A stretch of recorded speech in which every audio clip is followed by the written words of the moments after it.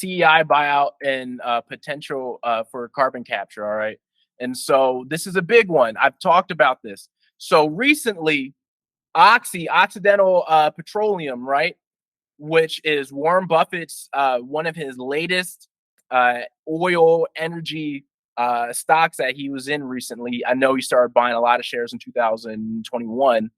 They recently bought out this company called Carbon Engineering Limited for $1.2 billion in cash. And part of that was they got that 1.2 billion due to the U.S. government Department of Energy having grants. So they got a $1.2 billion grant from the government, which then helped Warren Buffett buy this company.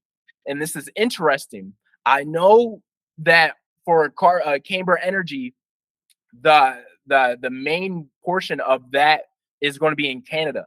So I don't, but we're going to have 25 locations in America. So maybe we're not eligible for that type of grant in America, but maybe we could be eligible for that in Canada. But again, we'll be able to have 25 locations in the U.S. And so I also had a tweet that I talked about this. And so the carbon engineering is set to have 100 locations in the U.S., while ours is limited to 25. So it makes sense that Buffett is taking a bet on this.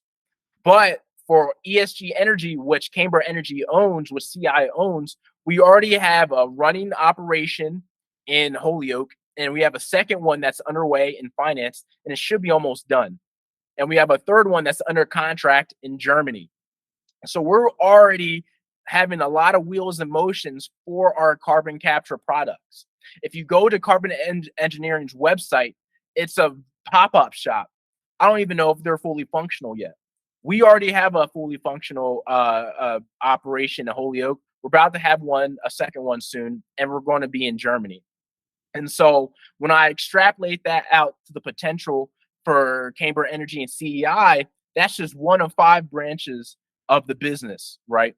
So say this, we get those 3 operations up and running in, say, the next year and a half. How much would those be worth? 250 million, 300 million each? You have to think about. And, they also produce distilled water too. So it's a commodity. Not only is it helping big oil with their carbon capturing so they can keep their operations running, we're also producing a commodity of distilled water that we can sell out. And so that's the things I'm looking for CEI. And for CEI, for Gematria, I have CEI ESG CO2 capture is 137 English ordinal. CEI's and ESG energy worth a few billion, 333 in English ordinal. And so there's a lot of things in play. And I know for Camber Energy right now, we've been kind of upset due to the stock price. What James Doris brought up last time, last ER, and he even told me this via DM. We have the 30 preferred shares left, and I think they're being gobbled up right now. The last 2 times in major drops in price, the price bounced back later in the day. So somebody is buying up those preferred shares as they come up in the market. I don't know who it is, but I have my theories that it could possibly be Phillips 66. And why do I think that? It's because Phillips 66 has a connection with the Reno plant that James and the team is still trying to buy.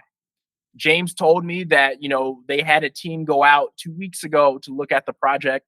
They're still under contract to buy it. That doesn't mean the transaction goes through, but if they like it, in my opinion, I would like for them to pass that off to a bigger player, because if they don't, we have to pay for that within equity, and that would move our float to about 500 million. If we go from 100 million float to 500 million, because that project is 400 million in equity.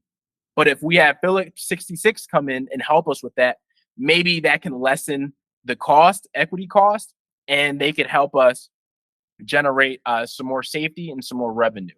So that's the buyout potential for carbon capture here.